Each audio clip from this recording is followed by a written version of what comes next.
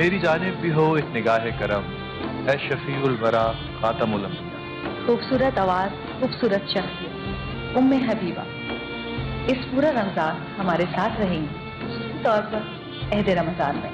देखते रहिए express entertainment और एक्सप्रेस न्यूज। अहद रमजान।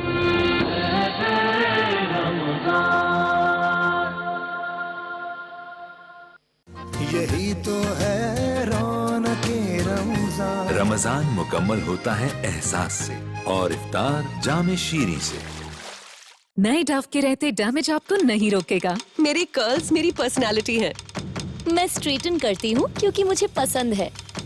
अपने ब्रेड से मुझे खुशी मिलती है।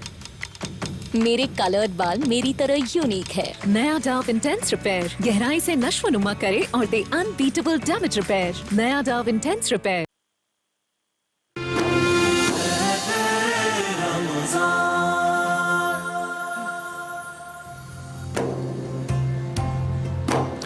ये क्या कि सूरज पे घर बनाना फिर अपने पाँव तलाश करना।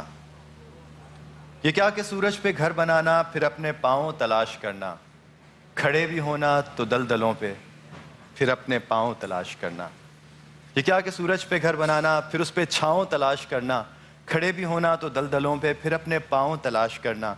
निकल के शहरों से आ भी जाना बुलंदो बाल, निकल के शहरों से आ भी जाना चमकते ख्वाबों को साथ लेके। बुलंदो बाला इमारतों में फिर अपने गांव तलाश करना। क्या बात, खूबसूरत, बहुत कुछ खूबसूरत। समझी? बिल्कुल समझ गए। शायरी समझ में आती है जवेरिया? हम खुद गलत करते हैं और उसके बाद फिर तलाश किसी अच्छी चीज हम बुलंदो बाला इमारतों की तलाश में शहरों में आ जाते हैं अपने गाँवों को छोड़ के, फिर अपने गाँवों को तलाश करते रहते हैं, पिछली यादों को तलाश करते रहते हैं।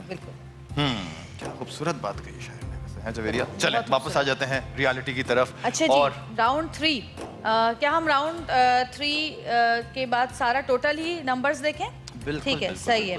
और उसके जी, बाद round हमारे एक 3 बड़े हमारा- अच्छे गेस्ट हमारा वेट कर रहे हैं जो कि हम आपको ब्रेक के बाद इंट्रोड्यूस कराएंगे। आजकल उनके ड्रामे बड़े हिट जा रहे हैं, बड़े ही कमाल के एक्टर हैं, आए आते ही छा गए। उनसे हम आपको इंट्रोड्यूस कराएंगे इस ब्रेक के बाद, तो देखते रहिए। जी, राउंड 3 शुरू करते हैं जो कि है बजर राउंड। बजर जो भी बजाएगा वो ये सोच के बजाएगा कि उसको जवाब आता है, अच्छी तरह से जवाब सुन के बजाएगा। और अगर बजर गलत बजा दिया यानी कि जवाब नहीं आता और बजर बजा दिया तो पिछले जो नंबर हैं अगरचे हैं तो वो माइनस हो जाएंगे।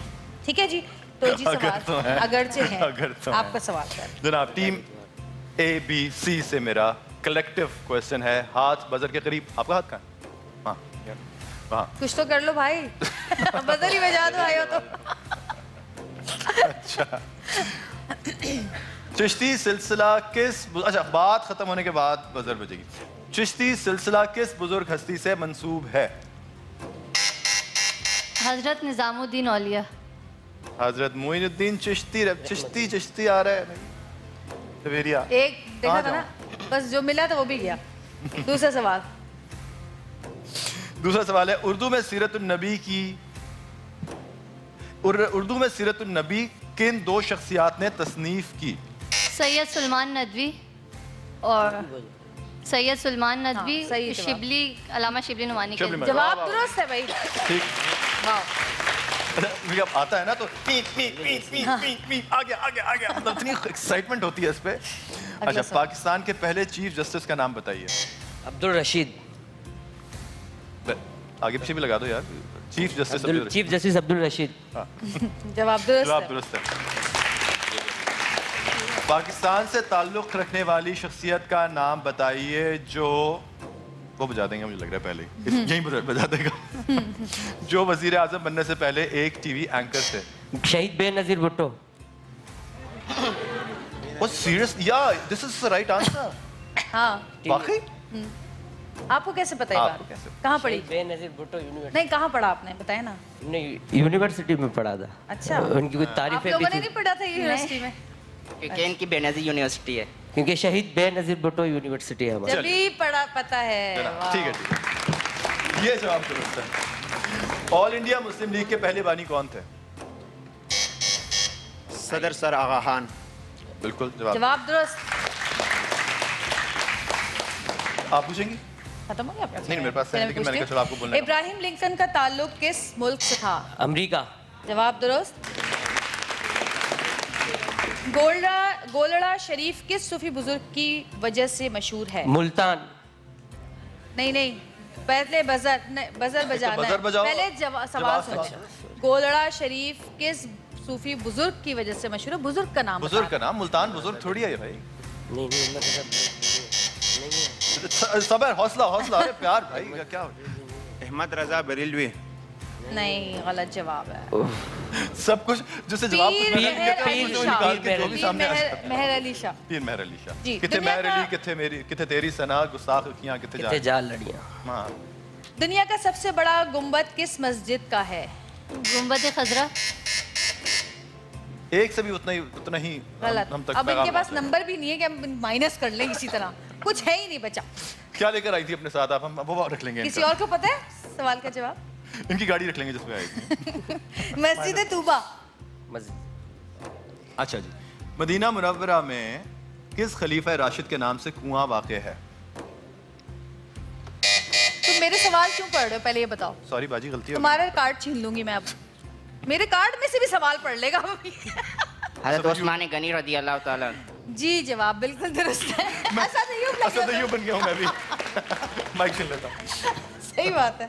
अच्छा जी, अगला सवाल। पाकिस्तान की पहली कमर्शियल पायलट खातून कौन थी? शुक्रिया खानम। यार एक दफा बजाओ भाई। मेरे जवाब समझ दुरुस्त है। वो मेरे ख्याल में उन्होंने लगाई भी ऐसी है शायद। जवाब दुरुस्त है। अच्छा, एक मुझे चीज़ कंफर्म करनी है। मस्जिद तूबा जिसका गुंबद दुनिया का सबसे बड़ा गुंबद है, वो कराची में है। कराची में है भाई मस्जिद तूबा। ओह अच्छा, यही, हाँ वो वाली अपनी मस्जिद तूबा भाई कराची में। अच्छा, तो दुनिया का सबसे बड़ा गुंबद है तो बड़ी बात है भाई। तालियां बजाएं कराची के लिए, तो बहुत बड़ी बात है। हाँ जी। अब मेरा एक सवाल तुम ले लो। चलो। नहीं, मजाक कर। नहीं, आप ही करो। चांद पर कदम रखने वाले पहले इंसान का नाम बताइए।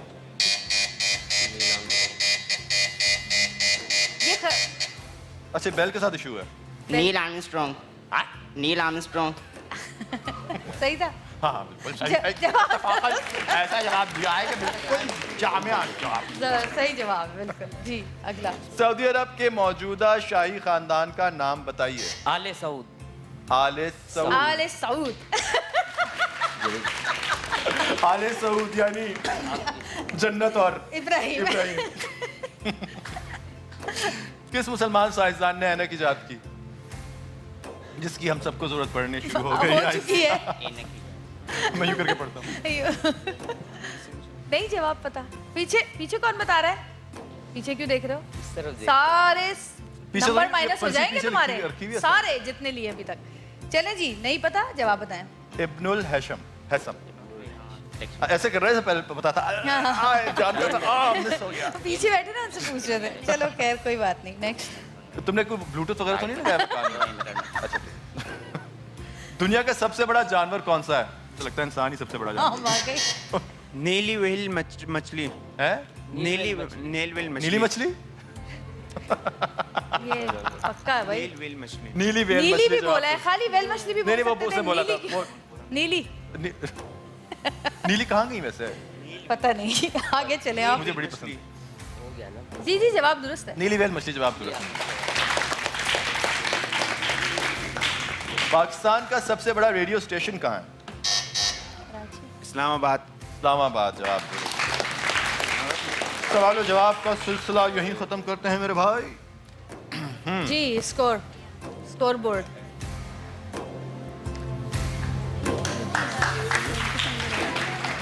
हाँ। टीम ए ने हासिल किए हैं 20 नंबर। कोई बात नहीं। यहाँ से खाली हाथ नहीं जाते। आपने कोई नहीं। अगर आपने तीसरे नंबर पे आके 90 नंबर भी हासिल किया होता तो आपको यही इनाम मिलना था। इसलिए 20 पे भी आप कोई बात नहीं, खुश हैं। कोई नहीं, इनाम तो मिलना ही है। टीम बी ने हासिल की है, मेरा ख्याल है जहाँ तक मेरी मेमोरी स्कोर कार्ड सामने नहीं आ रहा, 80। यस, 80। और टीम सी ने हासिल की है 110। काम आ गया बेटा। मुझे ऐसा लग रहा है आपको जवाबात पहले से पता थे, पता नहीं क्यों ऐसा लग रहा है। ऐसा दिल कह रहा है। वो तो सफाई में भी कुछ कहना नहीं चाह रहा सवेरिया। चलिए जी, तो कोई बात नहीं। 2 मिनट रह गए हैं ब्रेक में। तो जी हम हमारी जो तीसरे नंबर आने वाली टीम है, हम एक दफा जल्दी बताते चले कि 3rd नंबर पे आने वाली टीम को मिल रहा है फोर्टाइल की आयरन, फोर्टाइल का गिफ्ट हैम्पर, कर्शी का गिफ्ट हैम्पर और हिबा लाइफ की तरफ से गिफ्ट हैम्पर खुशी खुशी लेकर जाइए। सेकंड नंबर पे हमारी जो टीम आई है, बहुत इन लोगों की मेमोरी बड़ी अच्छी थी और बड़ी बहुत अच्छी नॉलेज थी इनकी भी। इनको मिल रहा है टीम मलका की तरफ से food factory, toaster, hair dryer, iron और कर्शी का गिफ्ट हैम्पर। और जी नंबर 1 आने वाली टीम आ जाइए इधर। आपको जो है ये मिल रहा है AR एविएशन की तरफ से उम्रे के 2 टिकट। तो जी हम चाहेंगे कि आज इन दोनों को बुला लें। अच्छा, बल्कि हम बाहर इसको लेके जाते हैं और आप तो यहाँ रखना चाहिए क्योंकि इस पे ये लीजिए आप, लीजिए आइए। एक आपा देंगी और एक सुधीर। अब बहुत बहुत मुबारक हो आपको। माइक दिया जाए। माइक जी जनाब, कैसा लग रहा है आपको? बहुत ज़बरदस्त, माशाल्लाह। यहाँ पे आके बहुत खुशी हुई। अल्लाह ताला हमें कामयाब करे। इसी तरह जो मजीद आएंगे क्यूज कंपटीशन में, अल्लाह ताला दुआ है कि अल्लाह ताला उन्हें भी कामयाब करे। आमीन सुमा आमीन। और जी इसी के साथ एक छोटी सी ब्रेक लेंगे, देखते रहिएगा अहदे रमजान। जाके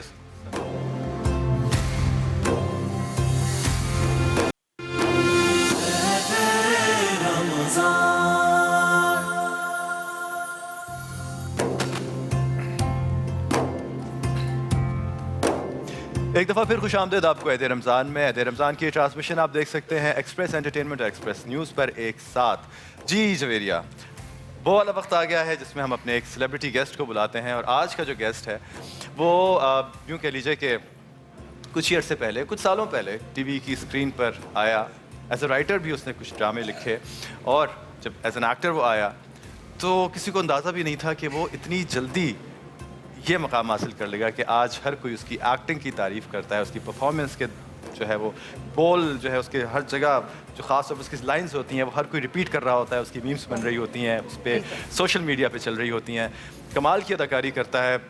बहुत स्ट्रगल इस तरह की कि जब आया तो डीमोटिवेट भी हुआ, उसने स्ट्रगल भी की और उसने सबसे अच्छी बात यह है कि उसने अपनी किसी भी चीज़ को यानी जो उसको लोगों ने अगर दिल दिखाया तो उसको अपना मोटिवेटिंग फोर्स बना के इस मकाम पे पहुंचने की जो जस्तजू की, आज माशाल्लाह वो कामयाब है। हर कोई उसको जानता है, हर कोई उसको पहचानता है, हर कोई उससे प्यार करता है। ये बड़ी इंपॉर्टेंट बात है कि आप इंडस्ट्री में आते हैं, लोग पहचाने भी जाते हैं, लोग जाने भी जाते हैं, लेकिन मोहब्बत किसी किसी की नसीब में आती है। फेमस होना और पॉपुलर होना दो अलग अलग कैटेगरीज हैं। और इस वक्त जिस गेस्ट को हम बुला रहे हैं वो ना सिर्फ फेमस उनके पॉपुलर भी हैं। हमारे ही चैनल से उनके 2 ड्रामे बड़े मशहूर हुए, इश्क नचाया और रंगबाज। इसके अलावा अलिफ अल्लाह और इंसान, इनकार, दिल मोम का दिया, दिल लगी, लश्कारा वगैरह वगैरह और रांझा रांझा करती, जो कि आजकल सबके लबों पर है।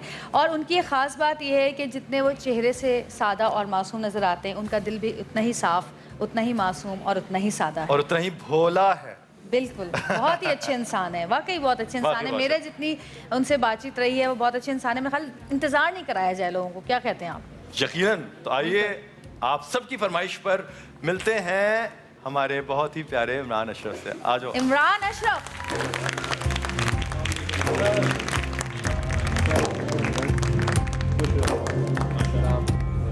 शर्मिंदा ही कर दिया आपने सामने को। कैसे आप ठीक ठाक हैं? खैरियत से हैं? सर आपका बहुत बहुत बहुत बहुत बहुत शुक्रिया। अरे यार इतना वक्त आपने मुझे से आम इंसान के लिए वक्त किया, आपका बहुत। स्टॉप बीइंग हम्बल यार, माशाल्लाह ये मॉडेस्टी।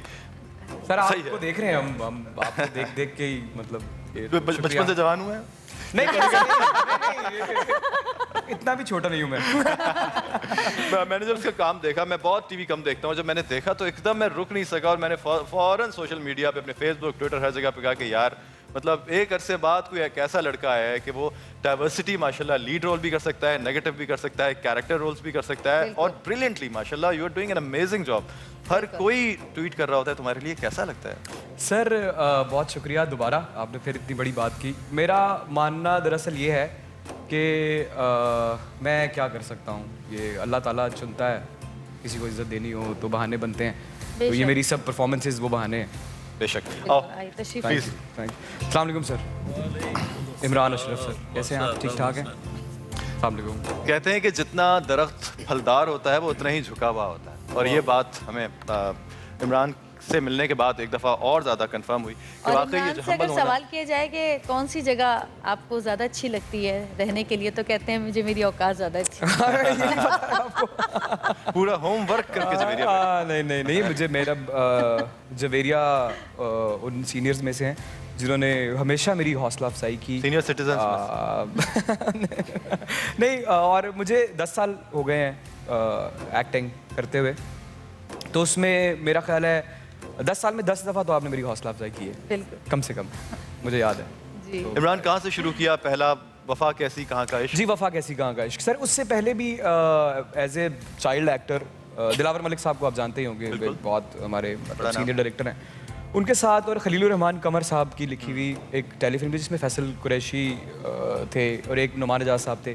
तो मैं जब 8-9 साल का था तब भी मैंने काम किया था, तो वही मुझे वापस लाए, और ये वही बात है जो ये सब लोग बहुत दफ़ा सुन चुके हैं, तो वैसा ही हुआ, कुछ नहीं बदला। तो लाहौर से ताल्लुक है? सर मेरे फोर फादर सियालकोट से हैं, लेकिन मैं सारी ज़िंदगी इस्लामाबाद में रहा। अरे मेरे शहर के? हाँ, तो ये भाई क्या करें, रन्स इन द सिटी। मेरा शहर में मेरा बचपन, मेरी जो जवानी में दाखिल जो मैं हुआ वो इस्लामाबाद। हाँ, लड़कपन। तो अभी भी बाकी रखने की कोशिश है, पता नाकाम है या नहीं। अच्छा इमरान, बचपन में जिस तरह रोजे गुजरा करते थे, कौन सी उम्र से रोजे रखने शुरू किए, कुछ याद है? और फरमाइश क्या होती थी कि मुझे अफ्तारी में और सहरी में ये खाना है बस? देखिए, मुझे आज भी दूध में शरबत बहुत पसंद है। क्या पसंद है? दूध में शरबत। अच्छा। हाँ, जामे जो भी है देखिए, मैं ये चाह रहा था कि मैं कुछ ना कहूँ, लेकिन वो मुझे शुरू से बहुत पसंद रहा। और वैसे भी मैं मेरे घर वाले, मेरी वाइफ, मेरे दोस्त इस बात से बड़े परेशान है कि मैं खाने का बहुत शौकीन हूँ, बहुत ज़्यादा, लेकिन मैं उन लोगों में से नहीं हूँ कि खाना गर्म होना चाहिए, रोटी गर्म होनी चाहिए, कुछ भी हो, ठंडा सालन हो, कुछ हो, मैं सब खा सकता हूँ। अच्छा, ये जो हम जैसे होते हैं ना, जो दूसरे शहर से आते हैं, उनको इस चीज़ की बड़ी आदत हो जाती है। हाँ, किसी भी टेम्परेचर का खाना खाने की। मैं भी जब इस्लामाबाद से आया था, दूर रहा हूँ घर से, हॉस्टल ये वो सब कुछ, फिर खाना मिल जाए बस, फिर वो ये वाली जो है ना नखरे खत्म हो जाते हैं कि रोटी फूली भी होनी चाहिए, गरम तवे से उतरे, बस खा लो। और माशाल्लाह इमरान की शादी भी हुई और अल्लाह पाक ने औलाद की नेमत से भी नवाजा है। क्या चेंज आया जिंदगी में? शुक्र अल्हम्दुलिल्लाह। चेंज को मैं कोई बयान तो नहीं कर सकता, लेकिन जब वो मेरे सीने पे होता है तो उससे ज़्यादा खूबसूरत बात मैंने आज तक या अपनी माँ के पैरों में महसूस किया या उसको अपने सीने पे महसूस। अच्छा, कहते हैं कि औरत नसीब लेकर आती है अपना। जी, कहते हैं कि औरत अपना नसीब। मेरी बीवी तो इतना लेके आई है। मतलब वो मेरी हमारी जब बात पक्की हुई तो अलिफ अल्लाह और इंसान आया। वो जब मेरा निकाह हुआ तो मुझे जिंदगी का पहला अवार्ड मिला माशाल्लाह। वो जब मेरे घर में आई तो भोला आ गया। और फिर उससे उन सब से, ये तो बड़ी आर्जी सी बातें हैं, ये जो खास बात है औलाद, वो मिली मुझे औलाद दी है, तो किस्मत तो यूं हो गई है। अच्छा, बड़े एक्सपेरिमेंटल रोल्स किए, लाइक अलिफ अल्लाह इंसान में जो तुम्हारा कैरेक्टर था, और कभी आप ट्रांसजेंडर का रोल कर रहे हैं, कभी आप एक मजूब का रोल कर रहे हैं, और ये वो बड़े रिस्की रोल्स होते हैं which can effect an actor's image. और बड़ा होता है कि यार अगर ये जरा सा भी इधर से उधर निकल गया तो लोग क्या कहेंगे, कह रहे ये क्या रोल कर रहे हो। So you know, being a very good looking guy, और एक हीरो इमेज भी ले, आप कह रहे हैं सर ये मतलब माशाल्लाह, तो आप हीरो कैटेगरी में भी फिट इन होते हैं, और आपने वो रिस्क भी लिया कि अगर जरा सा लोगों के जहन में ये आ जाता कि यार, तो फिर आप शायद हीरो आना नहीं, मुश्किल हो जाता। बट यू आर डूइंग माशाल्लाह brilliant in being you know. Thank you sir. एक छोटा सा सवाल आपसे कर सकता हूँ, रिस्क किसे कहते हैं आप? रिस्क मतलब अल्लाह की तरफ से जो नेमत है हमें। नहीं, रिस्क अंग्रेजी वाला रिस्क, जो ये कह रहे हैं मैं रिस्क लिया, रिस्क जो मैंने लिए, हाँ वो सर रिस्क वहाँ होता है जहाँ आपके पास खोने के लिए कुछ हो। मेरे पास खोने के लिए कुछ नहीं था, मुझे ये रोल्स करने थे, मेरे पास कोई और चॉइस नहीं थी। ये जो आप आज मुझे इतनी बड़ी बात कह रहे हैं कि मैं हीरो में भी फिट इन होता हूँ, तो ये तो पिछले 9 साल किसी ने नहीं सोचा। ये बात तो आज हो रही है क्योंकि अल्लाह ताला ने बना दिया वसीला, बना दिया रास्ता। अदरवाइज तो रिस्क उन लोगों के पास होता है। सर मेरी जेब में 1 लाख रुपए आया, 1 लाख रुपए आया, मैं किसी ऐसे इलाके में जा रहा हूँ जहाँ छीना झपटी होती है, फिर रिस्क है। खाली मुझसे कोई क्या चाहिए? मतलब अगर देखो पाने की तो उम्मीद थी ना, मतलब खोने का डर नहीं था, तो पाने की तो उम्मीद थी। बस वही था कि देखें रिस्क तब होता, आप थैंक यू, मैं समझ रहा हूँ आप क्या पूछ रहे हैं, आप बड़ी अच्छी बात पूछ रहे हैं जो कि बड़ी परेशानी हो सकती है किसी भी एक्टर को, लेकिन फिर आप पॉजिटिविटी सर किसी भी चीज़ में ढूंढ सकते हैं। जब मैंने अलिफ अल्लाह और इंसान किया तो मैंने उसको ऐसे नहीं किया कि ख्वाजा सरा जो हैं इंसान है ना, इंसान तो सब है सर, दिल, सोच, बिल्कुल हालात आपके बस में नहीं है, लेकिन बाकी सब चीज़ें तो अल्लाह ताला ने बिल्ट करके भेजी हैं। तो मैं जब भी इन रोल्स को यहाँ वहाँ किसी भी फिल्म्स में या टीवी में देखता था तो ज़्यादातर इनकी मजाक किया जाता था, इनका मजाक उड़ाया जाता था या इन पे हंसने के लिए इनको इस्तेमाल किया जाता था। तो जब स्क्रिप्ट मेरे पास आया, मैंने स्क्रिप्ट पढ़ा, एहसन तालिब साहब का बहुत बहुत शुक्रिया, और वो कैसरा हयात ने लिखा उसको ऐसा था, मैंने सोचा कि क्यों ना इसको ऐसे प्ले किया जाए कि अगर वो पैदा ही वैसा हुआ होता तो कैसा होता, अगर मैं ही वैसा पैदा होता तो क्या होता, तो इंसान तो है ना सर, अल्लाह की क्रिएशन है ना, आपका इसमें अमल दखल है नहीं, ये तो कुदरत की है। तो मैंने ये सोचा कि क्यों ना एक ऐसी कोशिश कर दी जाए, टीवी के बारे में आप परसेप्शन है ना लोगों की, कुछ लोगों को बहुत बुरा लगता है कि ये, और कुछ लोगों को बहुत, आप समझ रहे हैं, अलग अलग तबके हैं। तो अगर कल को मुझे कहीं जवाब देना पड़ गया तो मैंने एक इंसान, एक क्रिएचर के लिए कोशिश तो की इज्जत दिलाने की, और अल्लाह का शुक्र है कि मुझे उस रोल के बाद ऐसे मिले वो लोग जिसको मैंने किसी सैलून में देखा तो उसने मुझे कहा कि भाई इंस्पिरेशन मिली थी हमें आपके उस प्ले से, हमें आपके उस ड्रामे से हमें सीखने को मिला।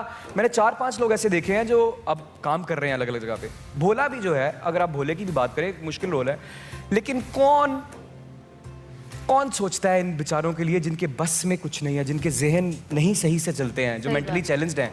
अब जब मुझे मैसेजेस आते हैं मुझे लोगों के, हम इन लोगों से प्यार करने लगे हैं, तो मेरा ख्याल है मैं ये रिस्क नहीं है, ये फायदे का सौदा है। बहुत फायदे की बात होगी भाई।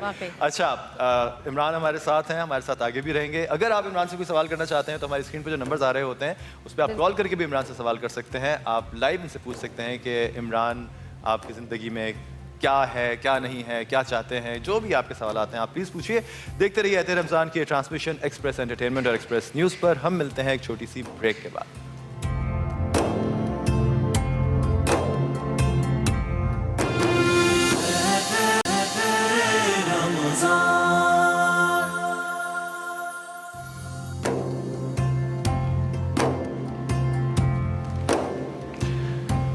एहते रमज़ान में एक दफ़ा फिर आपको खुशामदीद।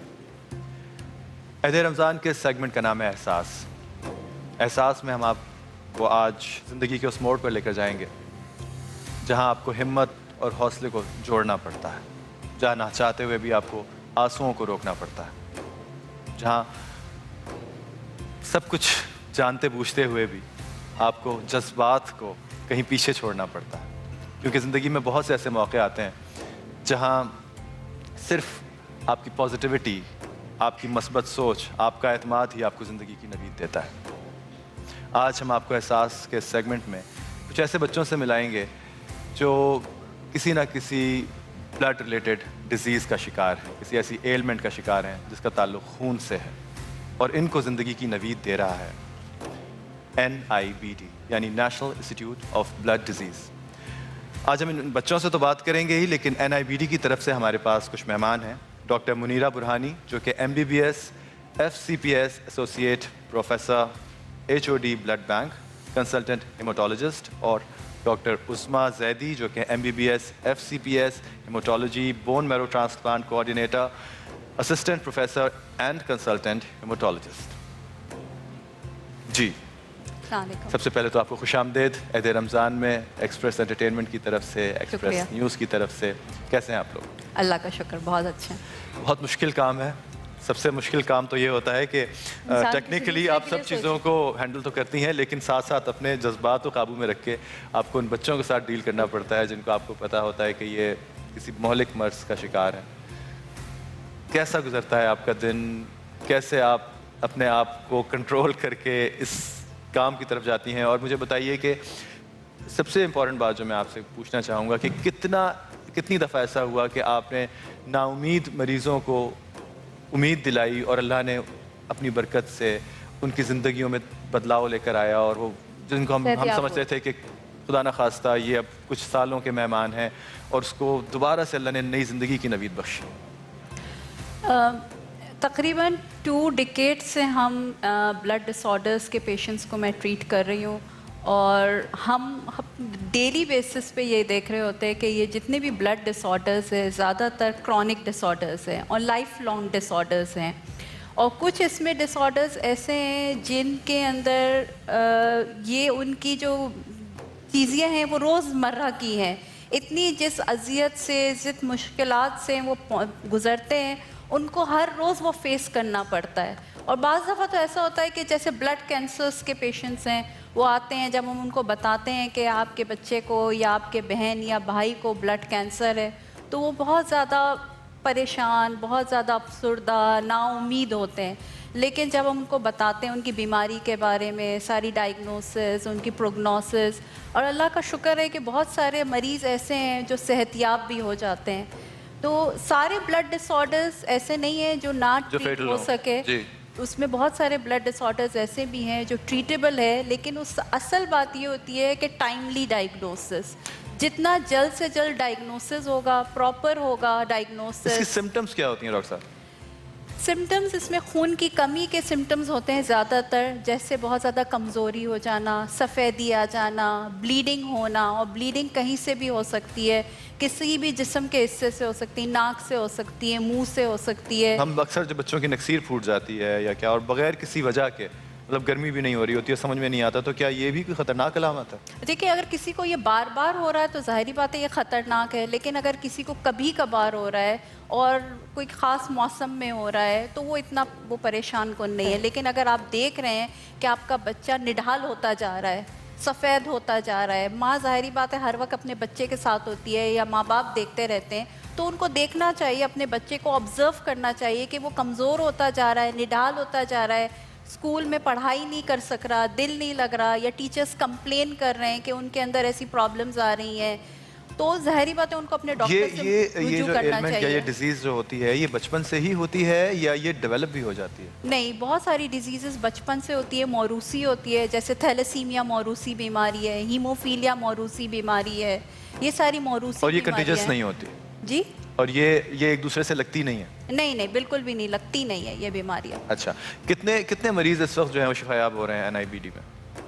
NIBD में इस एवरेज, ऑन एवरेज, लाइक आज कल की मैं बात नहीं कर रहा, ऑन एवरेज कितने यहाँ से मरीज जो हैं वो जनरली एक वक्त में? NIBD में सालाना जो मरीज आते हैं ना, तकरीबन 5000 पेशेंट्स हैं। तो NIBD जो है वो गवर्नमेंट ओन्ड ऑर्गेनाइजेशन है या नॉन प्रॉफिट ऑर्गेनाइजेशन? तो चैरिटी या जो भी होता है, आपके फंड्स होते हैं वो कहाँ से जनरेट होते हैं? हम खुद जनरेट करते हैं, हॉस्पिटल अपने खुद जनरेट करता है। हाँ, अपने रिसोर्सेज हैं और हम खुद लोगों से अपील करते हैं ताल्लुकात के बेसिस पे और उनको बताते हैं। कोई ऐसी वेबसाइट या कोई ऐसा लिंक है जहां अगर हम में से कोई आप लोगों से रब्ता करना जी हाँ, फेसबुक पे है जी, बिल्कुल ये आ रहा है स्क्रीन पर, बैंक का नाम Askari bank limited, title of account आ रहा है, ये सारी चीज़ें आप लोग काइंडली जो अगर यहाँ देख रहे हैं तो नोट डाउन कर लें, और अगर जल्दी में आप ना कर सकें तो YouTube पे हमारी ये ट्रांसमिशन अपलोड होती रहती है, आप काइंडली उसको देख के कि जिसकी जितनी इस्तात है वो उतना दे। कुछ पता नहीं, आप कहते हैं कि कतरा कतरा मिल के समंदर बनता है, क्या खूबसूरत काम ये मत सोचें कि हमारे पास कम है या ज़्यादा है, जिसका जितना इस्तात है वो दें। और क्या एक इंसान को बचाना, कहते हैं पूरी इंसानियत को बचाना। मुबारक हो आपको, ये नेकी मुबारक हो आपको, बहुत बड़ी बात है, बहुत जी, बहुत बड़ी। हम कुछ केसेस की तरफ चलेंगे जो इस वक्त हमारे साथ यहाँ मौजूद हैं। सबसे पहले हम यहाँ जाएंगे मजहर की तरफ, आइए। मजहर नवी जमात के तालिब इल्म है और 5 बहन भाइयों में से इनका नंबर 3रा है। ये भी हीमोफीलिया से लड़ रहे हैं। आजकल इनका भी फैक्टर रिप्लेसमेंट चल रहा है। Factor replacement is the right term? Factor replacement, right? जी, फैक्टर 8 की रिप्लेसमेंट होती है। अच्छा, ये क्या होता है जी, थोड़ा सा बताइए। ये प्रोटीन होता है जिसका काम होता है खून को जमाना। अच्छा। अगर इसकी कमी हो तो मुस्तकिल तौर पे ब्लीडिंग होती रहती है। ओह, अच्छा। लेकिन मजहर बहुत ही बाहिम्मत हैं और बहुत स्ट्रॉन्ग भी हैं। वालिद का कहना है कि बहुत शरारती हैं, लेकिन इसकी शरारतें इसके लिए ही ज़्यादा नुकसानदेह होती हैं, इसलिए कि ब्लड का आपको पता है कि जब कंट्रोल करना मुश्किल हो तो खुदा न खास्ता कहीं से भी अगर वूंड लगे या कहीं से भी ज़ख्म हो तो वो खून नहीं रुकता। वालिद इसकी गाड़ी चलाते हैं, NIBD की सपोर्ट से इस बच्चे का इलाज हो रहा है। आइए चलते हैं जी। मजहर कहाँ है? मजहर कैसे हो बेटा? ठीक ठाक? यहाँ मैं बल्कि मैं तुम्हारे पास आ जाता हूँ। चलो, कोई कैमरा है जो मुझे हाँ कवर करेगा? जी जनाब, कैसे हो? कहाँ से ताल्लुक है? माइक दीजिएगा प्लीज। आ जाए इमरान। इमरान इधर आ जाए। क्या हाल है? जी मजहर, कहाँ से है ताल्लुक आपका? जी हमारी रिहाइश कराची में, कराची फैजाबाद में। अच्छा, आंखें तुम्हारी माशाल्लाह इतनी प्यारी हैं। कराची के लोगों की आंखें इतनी प्यारी देख रहा था। तुम तो बड़े हैंडसम हो यार। हैं इमरान? हमारा काम गया, हमारा काम गया। एक और हीरो आ रहा है फिर इसका मतलब। अच्छा, तो क्या बनना चाहते हो बड़े होकर? SSG कमांडो बनना चाहते। अरे क्या बात है, जबरदस्त। ये होता है जज्बा जनाब। तो NIBD से आप वहाँ जाते हैं, NIBD में आपका इलाज होता है? अच्छा, कितने कितने अरसे बाद जाना पड़ता है?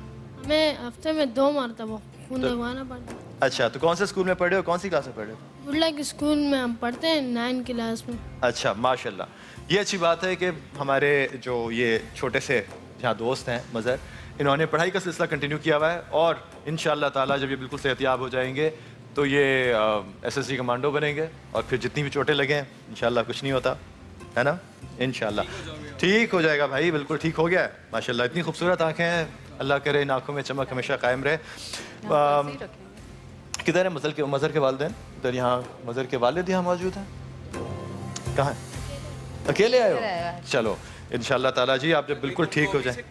अभी तो कमांडो तुम तो हैं, यहाँ तो सब अपने अपने पेरेंट्स के साथ आए हैं, अकेला है। क्या बात। मज़हर के लिए बहुत सी तालियां। बहुत सही तालियां। और एक छोटी सी ब्रेक का टाइम हुआ है, ब्रेक पे चलते हैं और ब्रेक से वापस आते हैं और फिर हमारे साथ और भी बहुत सारे बच्चे यहाँ पे मौजूद हैं, उनसे बात करते हैं।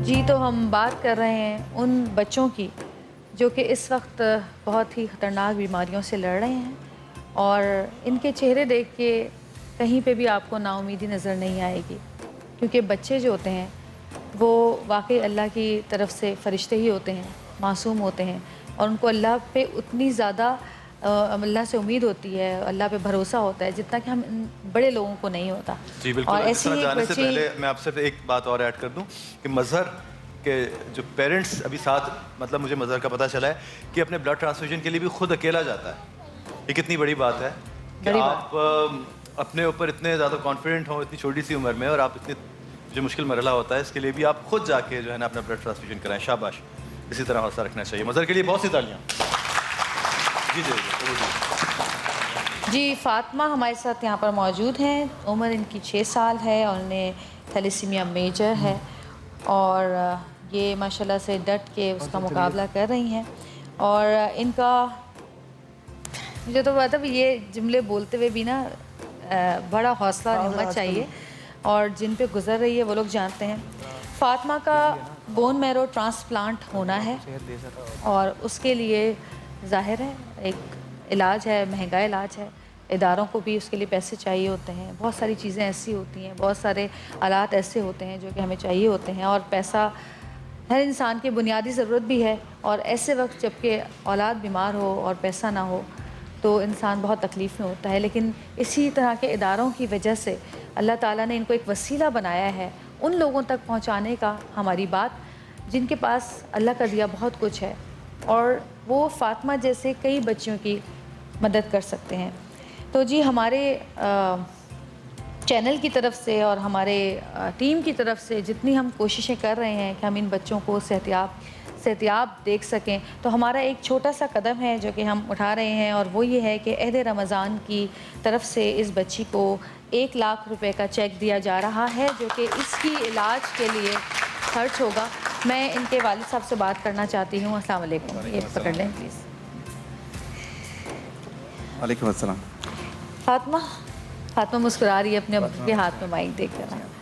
क्या कहेंगे आप, किस तकलीफ़ से आप गुजर रहे हैं और फिर जब आप यहाँ पर आए तो आपको किस तरह की उम्मीद हुई है अपनी बेटी को देख कर कि हाँ इंशाल्लाह आपकी बेटी ठीक हो जाएगी? जी सच पूछें तो यहाँ आकर बहुत अच्छा लग रहा है और मैं बड़ा पुरुमीद हूँ इंशाल्लाह अल्लाह की ज़ात से कि कोई ना कोई वसीला ज़रूर आएगा और हमें इस मुश्किल से निकाल लेगा। तो वो मौला बड़ा कारसाज है। दूसरा, मैं तहे दिल से शुक्रगुजार हूँ एक्सप्रेस टीवी का और सेकेंडली NIBD इंस्टीट्यूट का कि उनके जो वहाँ पे बड़े अच्छे तरीके से जो ट्रीटमेंट करते हैं तो वो बहुत ही तारीफ़ के काबिल है और अल्लाह उनको हौसला दे और साथ में एक्सप्रेस न्यूज़ को भी, ताकि हम जैसे लोगों के लिए कोई रास्ता निकल आए इंशाल्लाह। बोन मैरो ट्रांसप्लांट के लिए जनरली एक आम केस के लिए मैं आपसे डॉक्टर साहब ये सवाल करना चाहूँगा कि एक बोन मैरो ट्रांसप्लांट के लिए जनरली कितनी रकम की ज़रूरत होती है?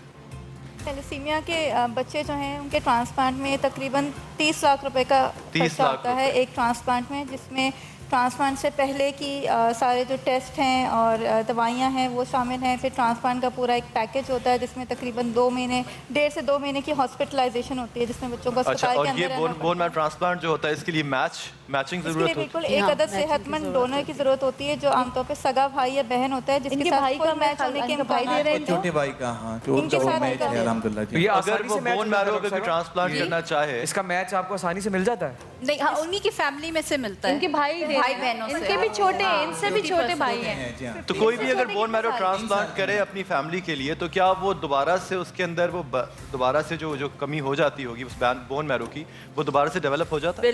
बिल्कुल वो तो बहुत थोड़ा सा तो ग्रो करता है ना, आप तो बहुत थोड़ा सा वेट के हिसाब से हम डोज निकालते हैं, थोड़ा सा करते हैं फिर वो टाइम की ग्रो करता है उतना निकालते हैं। तो जी फातिमा के भाई हैं 3 साल के जो कि उनको बोन मैरो जो है वो डोनेट करेंगे और जाहिर है वो उसमें भी तकलीफ से तो बच्चा गुजरता ही है, लेकिन हमारी दुआ है कि फातिमा बिल्कुल ठीक हो जाए और माशाल्लाह से। फातिमा आप कुछ कहेंगी? नहीं, माइक में बोलने का शौक नहीं है आपको? माइक में बोलने का शौक नहीं है आपको? कोई गाना आता है, कोई नात आती है? दिल पाकिस्तान सुना दो थोड़ा बहुत। शर्मा रही है शर्मा रही है, उसका हंसना ही इतना प्यारा है। जनाब हमारे साथ रेहान है। रेहान बड़े ज़बरदस्त ग्लासेस लगाए में यार, ये तो मुझे दे दो, तुम है दे दोगे? रेहान पहली जमात के तालिब इल्म हैं, थैलेसीमिया से जंग लड़ रहे हैं। इनकी एक बहन है और जबकि 1 साल हुए इनको इस तकलीफ़ का पता चला, इनके वालिदैन को पता चला, लेकिन रेहान बहुत छोटी सी उम्र में इस बहादुरी के साथ इस जंग से लड़ रहे हैं। हर 20 से 22 दिन बाद इनका ब्लड ट्रांसफ्यूजन होता है और आप सब जानते हैं कि ये अमल इतना आसान नहीं होता, ना ही पेशेंट के लिए और ना ही वालिदैन के लिए। आइए इनकी वालदा यहाँ साथ मौजूद हैं, उनसे हम बात करते हैं। अस्सलाम वालेकुम। ये माइक आप पकड़ लीजिए इसलिए कि मेरे पास तो एक अदद छोटा सा माइक है। कब आपको इस बात का इल्म हुआ? 1 साल पहले? जब ये 1 साल का था तभी हमें पता चला। अच्छा, अभी इसकी एज क्या है? अभी इसकी एज 9 साल है। अच्छा माशा, तो 8 साल से आपको इस बात का इल्म है? अच्छा जब से हमें पता चला। तो आप क्या सिम्टम्स आपने देखे तो आपको लगा कि इसके ये अंदर ऐसे बीमार सा रहता था, उठ के बैठ नहीं सकता था, चल नहीं सकता था, खा पी नहीं सकता था। फिर हम लोगों ने टेस्ट करवाए तो फिर पता चला कि इसे थैलेसीमिया है। अच्छा, लेकिन माशाल्लाह देखने में सेहतमंद है और माशाल्लाह इज़ डूइंग वेल। तो ये ब्लड ट्रांसफ्यूजन चलता रहा तो इंशाल्लाह ताला will have a very long life. Allah इसको लंबी ज़िंदगी दे, सेहत के साथ ज़िंदगी दे, आमीन। मुझे एक और बात आपसे साथ मैं आपसे आपकी तरफ इसलिए आ रहा हूँ कि ये बहुत इन्फॉर्मेटिव हमारा सेगमेंट है और इसमें आम लोगों के लिए भी ये जानना बहुत ज़रूरी है। जिस तरह हमारी बहन ने कहा कि उनको बच्चे को बस कमज़ोरी उनको लगा और उन्होंने टेस्ट जाके कराया। एग्जैक्टली क्या करना चाहिए पेरेंट्स को सबसे पहले जब उनको एहसास हो कि बच्चा कमज़ोर है, थका है, स्कूल में सही टाइम नहीं दे रहा या उसको नकाहत है या ब्लीडिंग हो रही है, तो वो कौन से डिपार्टमेंट में एग्जैक्टली जाके सबसे पहले हॉस्पिटल में रब्ता कायम करें?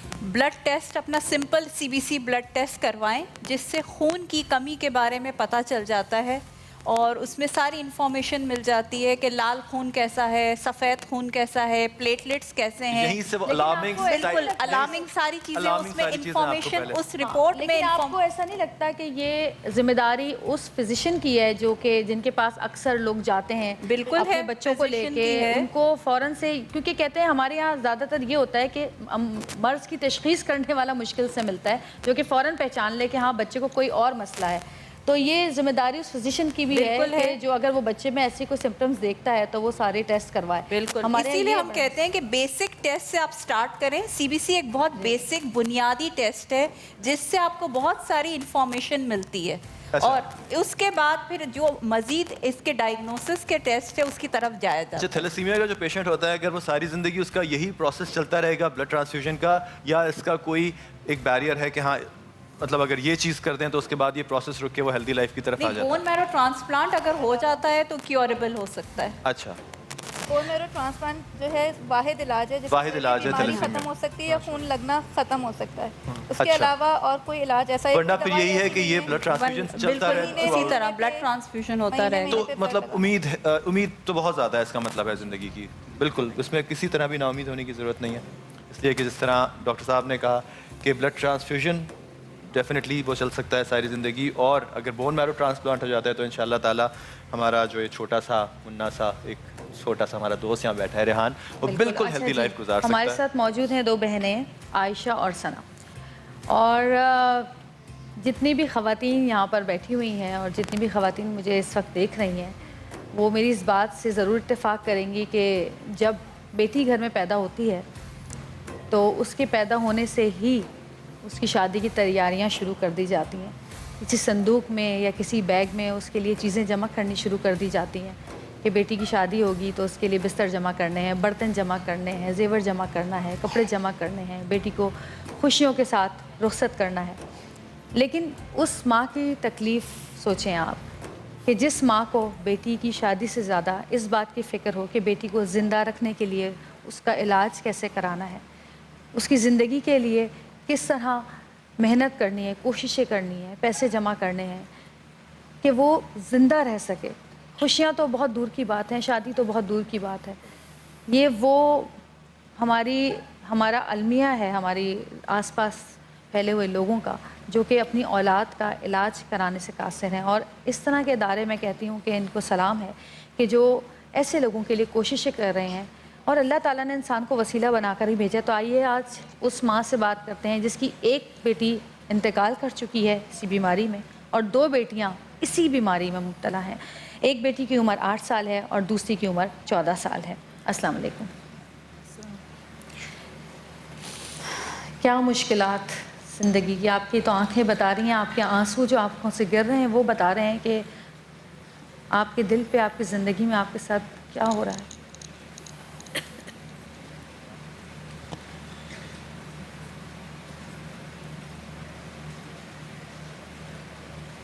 हिम्मत करें, क्या कहना चाहेंगे आप? हिम्मत करें, बोलें। पता है आपको कितने लोग देख रहे हैं इस वक्त, कितने करोड़ आवाम आपको देख रही है इस वक्त, पाकिस्तान में भी और पाकिस्तान से बाहर भी। और मुझे यकीन है कि हमारे यहाँ और ख़ासकर हमारे मुल्क में ऐसे लोग मौजूद हैं, और हमारे पाकिस्तानी बहन भाई जो मुल्क से बाहर मौजूद हैं वो बहुत हेल्प करते हैं, सब मदद करते हैं। क्या कहना चाहेंगे आप, कहिए। मैं तो यही कहना चाहूँगी कि मेरी बेटियों का इलाज हो जाए और अपने घर की हो जाए, अपने घर की, और इससे ज़्यादा क्या परेशानियां देखी आपने? खानदान बहुत वाले परेशानी, खानदान से भी, घर से भी बहुत परेशानी। मैंने इनके मुताबिक बहुत, घर वालों ने, खानदान वालों ने आपकी हेल्प नहीं की? घर वालों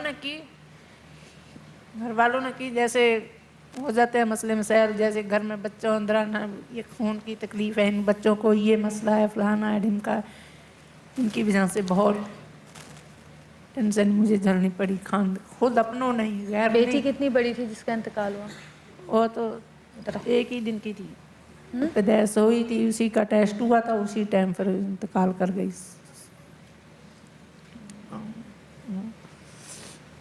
तुम क्यों रो रही हो? वो अपनी अम्मी को देख के। माशाल्लाह हमारे पाकिस्तान का जो नंबर है वो चैरिटी में जितने भी लोग इन्वॉल्व हैं पाकिस्तान के अंदर, वो दुनिया में सबसे ज़्यादा हैं माशाल्लाह। और हमें बड़ी इस बात पे फ़ख्र है कि पाकिस्तान में चैरिटी करने के लिए लोगों का दिल बहुत ज़्यादा बड़ा है। रमज़ान का असल जो एसेंस है वो यही है कि आप एक दूसरे की मदद कीजिए। खास तौर पे सना, ऐसे आप अपनी अम्मी की हिम्मत बढ़ाती हो? क्या कहती हो अम्मी से? जो होना होगा हो जाएगा। क्या हो जाएगा? अच्छा होगा इंशाल्लाह, सब कुछ बहुत अच्छा होगा। सना, पढ़ती हो? जी। कौन सी क्लास में हो? 4th में पढ़ती हो।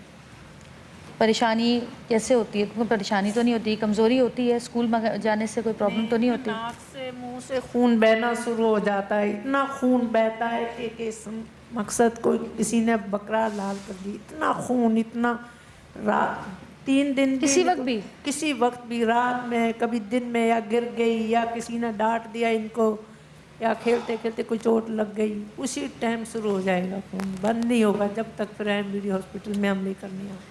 आयशा, आप क्यों रो रही हो? अम्मी को देख के रो रही हो?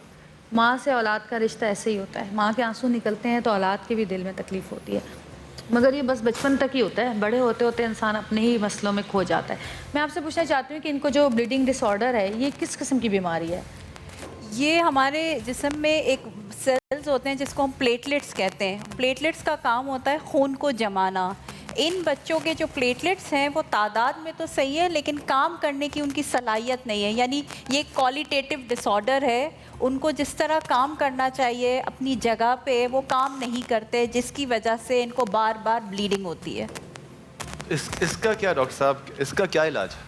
इसका इलाज ये होता है कि खून की जो कमी हो रही है उसको एक तो रेड ब्लड सेल्स लगाए जाते हैं और प्लेटलेट ट्रांसफ्यूजन्स होते हैं, इनको बार बार लगता है। दूसरा एक इंजेक्शन आता है जिसको हम फैक्टर 7 का इंजेक्शन कहते हैं, वो हम लगाते हैं इन बच्चों को ब्लीडिंग स्टॉप करने के लिए। अच्छा, तो जिस तरह इनकी सॉरी बस मैं एक छोटी सी बात करूँगा कि जिस तरह एक बहन का इनका इंतकाल हुआ, वो क्या आपकी नॉलेज में था जब ये सब कुछ? ये नहीं, ये बहुत पुरानी बात है, ये इनको पता भी नहीं था उस वक्त इंतकाल हुआ था। उस बच्ची के दिमाग में ब्लीडिंग हो गई थी। अच्छा। और जिसको हम इंट्राक्रेनियल हेमरेज कहते हैं। अच्छा। और उसके बाद जब वो हमारे पास आई थी तो वो डेथ थी ऑलमोस्ट। अच्छा जी जवेरिया। अच्छा, यहाँ पे हमारे साथ एक खातून मौजूद हैं जिनका इलाज है यहाँ पर हो चुका है, उनसे हम बात करेंगे। जी माइक दे दीजिए उनको। जी आप क्या कहना चाहेंगी, किस तरह से आपको कि इलाज हुआ यहाँ पर? अस्सलाम वालेकुम। वालेकुम सलाम। मैं उज़मा ज़ैदी, डॉक्टर उज़मा ज़ैदी से मुखातिब हूँ। मैं आपकी पेशेंट हूँ और मंथली मेरा इलाज इन्हीं से होता है। अच्छा। NIBD के लिए मेरी मुग़य्यर हज़रात से अपील है एक्सप्रेस चैनल के एवज से कि आप लोग सब NIBD का जो है वो ताउन करें, क्योंकि यहाँ पर ब्लड कैंसर के जब मैं मंथली जाती हूँ यहाँ पर तो बच्चों को मैं काफ़ी परेशान देखती हूँ। आप लोग प्लीज़ सब ख्याल करें NIBD का। मैं बेहद मशकूर हूँ ताहिर शमसी साहब की, जिन्होंने इतना अच्छा हॉस्पिटल कायम किया है, और आज एक्सप्रेस चैनल की भी मैं मशकूर हूँ कि आपने इनको बुलाया। इत्तफाक है कि मेरी डॉक्टर यहाँ आई है, मैं इन्हीं की वजह से जिंदा हूँ। बिल्कुल बिल्कुल बिल्कुल। और हम सब मिलकर, जितनी ख़वातीन, जितने लोग, जितनी ख़वातीन और हज़रात हमें देख रहे हैं यहाँ पे बैठे, मेरा जवान हम सब मिलके हम सब में मुब्तला होकर मर चुका है, उसकी डेथ हो चुकी है, लेकिन उज़मा ज़ैदी साहिबा को मैं जब देखती हूँ तो मैं जिंदगी की तरफ वापस बिल्कुल बिल्कुल। और आप लोग मुझे देख सकते हैं कि मैं माशाल्लाह मेरे में काफ़ी इम्प्रूवमेंट आई है, और मैं उज़मा ज़ैदी की बहुत मशकूर हूँ, डॉक्टर मुनीरा की, ताहिर शमसी साहब, बहुत शुक्रिया। और जितने भी लोग यहाँ पे हमें देख रहे हैं और यहाँ पे मौजूद हैं, हम सब मिलकर जो है अल्लाह ताला से, ज़िंदगी में बहुत सारी परेशानियां हैं दुनिया में इधर उधर फैली हुई, और हर परेशानी यकीन करें हर इंसान के लिए, छोटी हो या बड़ी हो, उसके लिए सबसे बड़ी परेशानी। तो हम सब मिलके दुआ करते हैं, आप लोग भी मेरे साथ इस दुआ में शामिल हुइए।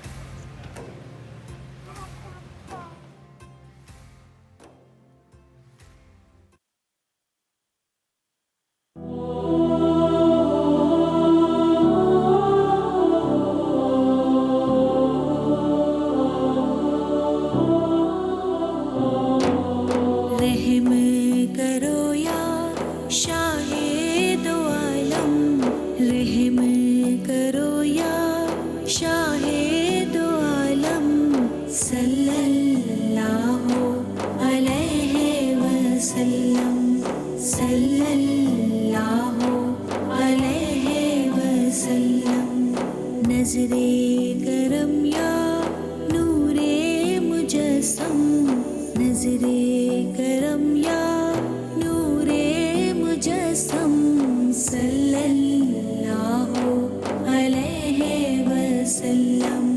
सल्लल्लाहु अलैहि वसल्लम।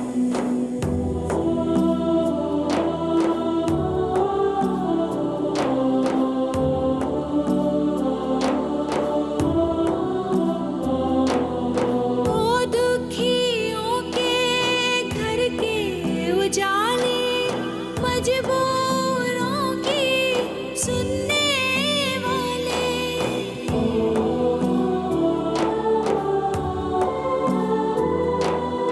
ओ दुखियों के घर के उजाले, मजबूरों की सुनने वाले, नादारों और लाचारों को तुम ही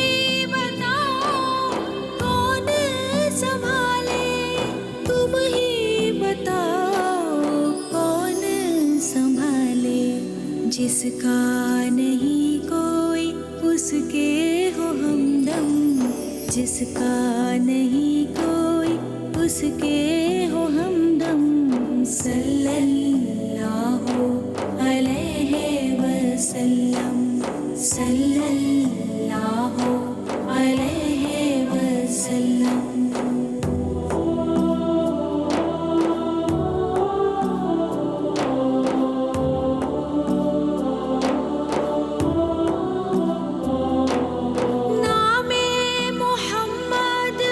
मुश्किल कुशा है ज़िक्रे मोहम्मद, ज़िक्रे खुदा है।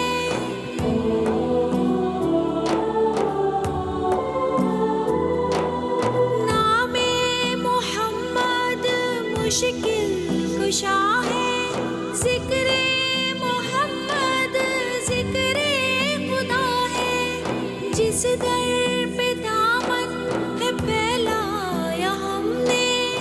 उस दर से दुनिया को सब कुछ मिला है, उस दर से दुनिया को सब कुछ मिला है। उनसे है जारी फैज़े दो आलम, उनसे है जारी फैज़े दो आलम।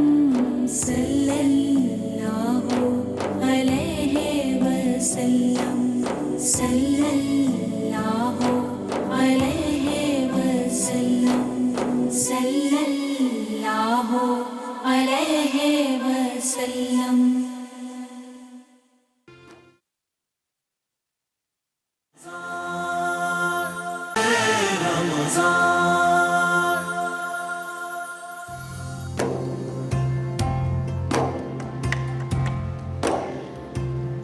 जी हम मौजूद हैं अहदे रमज़ान के किचन में और हमारे साथ हैं इस वक्त इमरान अशरफ। इमरान, तो मुझे बताओ कितना खाना बनाया है तुमने जब तुम अकेले रहते थे कराची में, ये बताओ मुझे। नहीं, मैंने काफ़ी खाना बनाया है ना। हाँ। सबसे आसान चीज़ तुम्हें क्या लगती है खाना बनाने में? चाय के अलावा? चाय के अलावा आलू की भुजिया और आलू की भुजिया, कढ़ाई बहुत अच्छी बना। कढ़ाई बहुत अच्छी। हमें तो खिलाई नहीं कभी तुमने कढ़ाई आलू की आज भुजिया। ही खा लेंगे। आज ही खा लेंगे। नहीं, आज तो हम बना रहे हैं नारियल का हलवा। किसका? नारियल का हलवा। बड़ा डिफरेंट नारियल है ना, है नारियल का हलवा और नारियल की चटनी। और नारियल लोग हमारे यहाँ इस्तेमाल नहीं करते, जबकि नारियल के बड़े फायदे हैं। और हकीम साहब माशाल्लाह से हमारे साथ आज मौजूद है। कल हमने याद किया और हाजिर।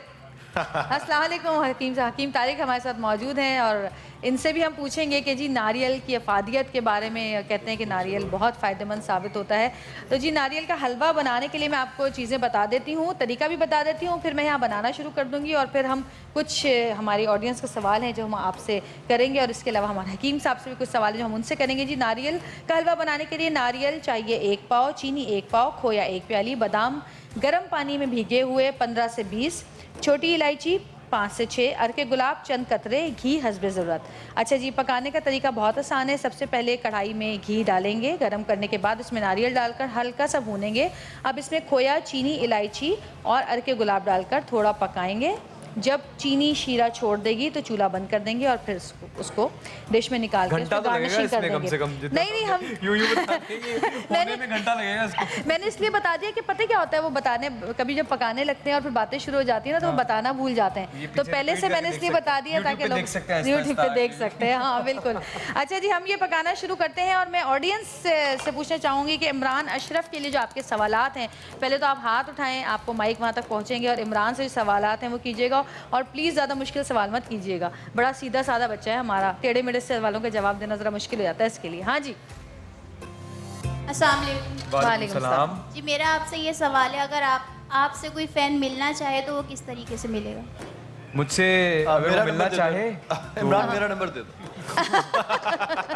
सर आपका नंबर तो नायाब है सर। नायाब का नंबर दे दो।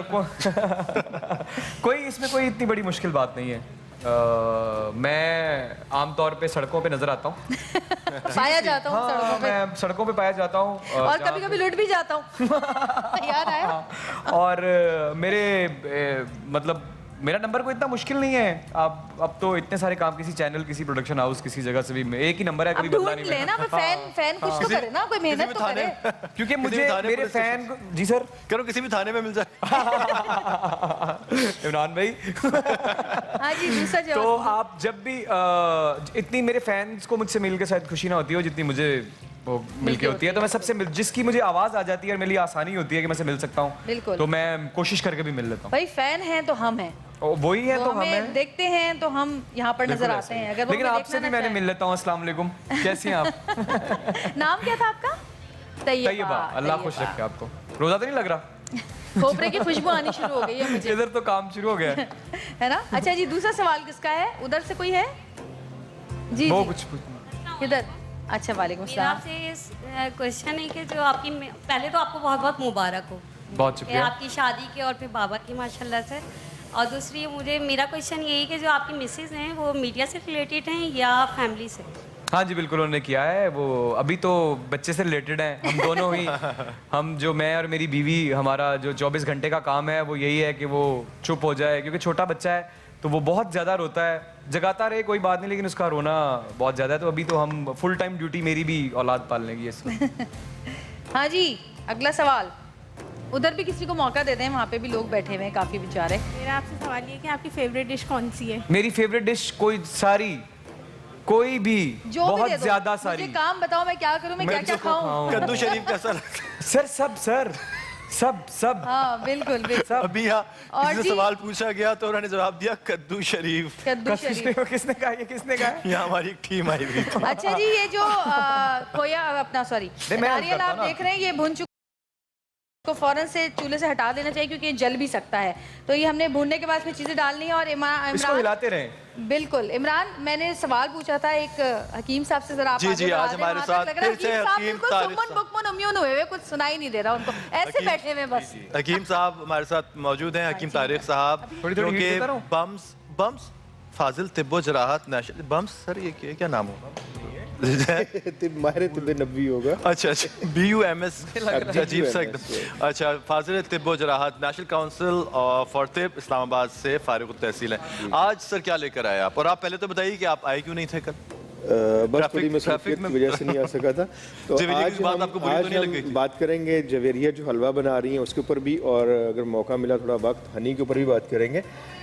सर मौका यार, क्योंकि जवेरिया के होते हुए मुझे मौका नहीं मिलेगा। नहीं, आप गलत बोल गए, रात के होते हुए मौका नहीं मिलेगा। अब ये तोपों का दाना मेरी तरफ है, आहिस्ता आहिस्ता करके पहले असदयू, फिर आप, अब मैं।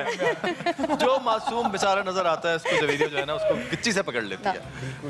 सर मुझे तो लग रहा है ये बड़ी सीरियस बात हो रही है। आप दोनों बहुत शदीद पुरानी करें फोन पे बात, शो के बाद। तो आप आज हनी के बारे में बता रहे हैं। जी, हनी आप किसको कहते हैं पहले तो ये बताइए। आपकी जिंदगी में हनी कौन है? हम हनी शहद को कहते हैं। अच्छा, शहद को ही कहते हैं। आज हम बात भाभी को कभी आपने हनी नहीं कहा? किसको? भाभी को कभी हनी नहीं कहा? नबी की हम बात करेंगे। शहद का जिक्र कुरान करीम में है। अल्लाह ताला फरमाता है, सॉरी यार, ये मैंने गंदा जवाब नहीं दिया, कि इसमें लोगों के लिए शिफा है। और इसकी तायीद नबी करीम सल्लल्लाहु अलैहि वसल्लम फरमाते हैं, कहते हैं कि हज़रत अबू हुरैरा रज़ी अल्लाह तआला अन्हु रवायत फरमाते हैं कि रसूलुल्लाह सल्लल्लाहु अलैहि वसल्लम ने फरमाया कि जो शख्स हर महीने में 3 दिन सुबह सुबह शहद चाट ले उसे कोई बड़ी बीमारी नहीं होगी। और इसकी तस्वीर अगर देखें चलते फिरते नबी पाक सल्लल्लाहु अलैहि वसल्लम की हयात मुबारक के ताशा सदीक़ा रवायत फरमाती हैं कि पीने वाली चीज़ों में रसूलुल्लाह सल्लल्लाहु अलैहि वसल्लम को शहद सबसे ज़्यादा पसंद था और आपने हमेशा सारी ज़िंदगी शहद को इस्तेमाल में रखा और आप कभी बीमार नहीं हुए। शहद के अगर बेनिफिट देखें तो इतने ज़्यादा हैं कि बयान से बाहर हैं। आजकल चूँकि रमज़ान शरीफ है और हम शुगर का बहुत ज़्यादा इस्तेमाल करते हैं इमरान, और शुगर जो है वो सिर्फ आपके लिए एक शुगर का दर्जा रखती है, जबकि अगर आप शहद को इस्तेमाल करते हैं तो शहद आपको मिठास के साथ साथ वो तमाम ज़रूरी न्यूट्रिएंट देता है जो कि आपको चाहिए होते हैं। नबी करीम सल्लल्लाहु अलैहि वसल्लम ने शहद को हमेशा सुबह नहार में इस्तेमाल फरमाया। वो लोग जो कहते हैं कि उनको रोज़ा रखने के बाद पूरा दिन वीकनेस महसूस होती है तो वो शहद का इस्तेमाल करें। सुबह रोज़ाना 2 टेबल स्पून 1 गिलास पानी में हल करके आप उसको पी लिया करें तो पूरा दिन आप एनर्जेटिक रहेंगे और आपको किडनी में दर्द, क्योंकि डिहाइड्रेशन होने की वजह से आपकी किडनी में भी दर्द होना शुरू हो जाता है, तो उससे भी आप महफूज रहेंगे कि शहद आपको किडनी के दर्द से महफूज रखता है। अब शहद में थोड़ी सी कुछ इकसाम है जिनमें सीडर हनी की अगर हम बात करें तो आजकल ज़्यादातर जो है सीडर हनी को बहुत ज़्यादा प्रेफर किया जाता है। बेरी का शहद जो है, उसकी वजह क्या है कि उसमें आम शहद की निस्बत ये होता है कि उसमें एस्बारिक एसिड जो है वो पाया जाता है और एस्बारिक एसिड जो होता है वो हमारे दिल की हेल्थ के लिए बहुत अच्छा होता है। और एस्बारिक एसिड जिसे हम आम विटामिन सी कहते हैं। विटामिन सी मैंने इसलिए नहीं कहा कि उनके पिछली ट्रांसमिशन में इमरान जो है वो विटामिन सी से इतने ज़्यादा जो है वो हो गए थे, तो मैंने कहा कि चलिए आज विटामिन सी को दूसरा नाम उसका। आपने सोचा कि विटामिन सी की बहुत ज्यादती हो गई है। आप लोग पहले शो कर चुके हैं साथ? हाँ जी, हमने बड़ा मजेदार सा रिश्ता लग रहा है आप दोनों का बातों से। हमारी एक हिस्ट्री रह चुकी है। लेकिन मेरा सवाल का जवाब फिर भी नहीं दिया हकीम साहब ने, इसलिए मैं हकीम साहब को कहते हैं सुमुन बुकमुन उम्यून, ना सुन सकते हैं, ना देख सकते हैं, ना बोल सकते हैं। यार मेहमान के सवाल का जवाब दे देंगे। हकीम साहब एक मैं छोटी सी बात पूछना चाहता हूँ। मेरा बेटा अभी बहुत छोटा है और वो उसको ना म्यूकस रेशे का बहुत मसला है, तो मुझे कुछ लोगों ने कहा दवाइयाँ उसको इतनी दे नहीं सकते हैं। कोई कहता है उसको एक साइड पे लिटाएं तो उसको पकड़ के रखें। कुछ लोगों ने मुझे कहा है कि उसको शहद। जी बिल्कुल, जिसने आपको शहद का कहा है ना बिल्कुल सही कहा। नहीं वो बहुत छोटा है अभी। शहद जो है वो anti bacterial, anti viral, anti fungal properties उसमें मौजूद होती हैं और उसके साथ साथ शहद जो है वो आपका रेशा जो बलगम बच्चों में ज़्यादा बनता है उसको ठीक कर देता है। कितना आपके सांस का निज़ाम तनफ़्फ़ुस जो होता है, सांस का रेस्पिरेटरी सिस्टम जो हमारा है उसको वो ठीक करता है, क्लियर कर देता है। तो अगर आप बच्चे को शहद देते रहें, एक तो ये होगा कि उसका इम्यून सिस्टम बहुत बेहतर हो जाएगा, और जब बच्चों का इम्यून सिस्टम कमज़ोर होता है या किसी का भी तो वो जल्दी बीमार हो जाते हैं। तो शहद जो इम्यूनिटी को बढ़ाता है, तो शहद आप अगर बच्चे की ज़िंदगी में शामिल कर दें तो आपका बच्चा बीमार नहीं होगा, कभी उसको खांसी नहीं होगी, नज़ला नहीं होगा, जुकाम नहीं होगा।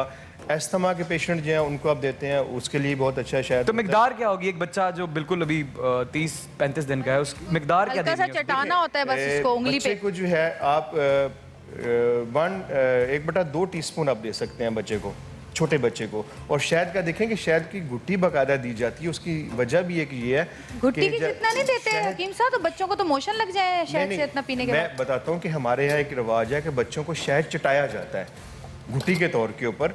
उसकी क्या वजह होती है कि एक वजह ये होती है कि शायद फ़ौरन बच्चे को ताकत पहुंचाता है, और दूसरा ये कि बच्चे की आंतें जो हैं वो साफ़ हो जाती हैं, उसका स्टमक बिल्कुल ठीक हो जाता है, कवी हो जाता है। बच्चे को आप बाद में जब आप कोई भी ग़िज़ा देते हैं उसको इसी तरह से डाइजेस्ट कर लेता है, हज़म हो जाती है वो ग़िज़ा। ये कितना अरसा दे सकते हैं बच्चे को? शहद को तो मैं कहता हूँ आप हमेशा सारी ज़िंदगी इस्तेमाल करना चाहिए। अच्छा। हाँ, शहद तो कैसी, अभी मैंने जो हदीस आपसे ने बयान किया है कि नबी करीम सल्लल्लाहु अलैहि वसल्लम ने सारी ज़िंदगी शहद को इस्तेमाल फरमाया और आप कभी बीमार नहीं हुए, कभी बड़ी बीमारी नहीं आपको कभी, हमेशा से। और बड़ों को अगर खांसी हो जाए तो शहद के ऊपर काली, उनको शहद थोड़ा गर्म करके और काली मिर्च उसमें। बिल्कुल बिल्कुल खांसी हो जाए, स्पेशली वो खांसी जिसमें आपका रेशा बलगम बहुत ज्यादा है, सीने में अच्छा, असली शहद की पहचान। मेरी चटनी रह गई प्लीज।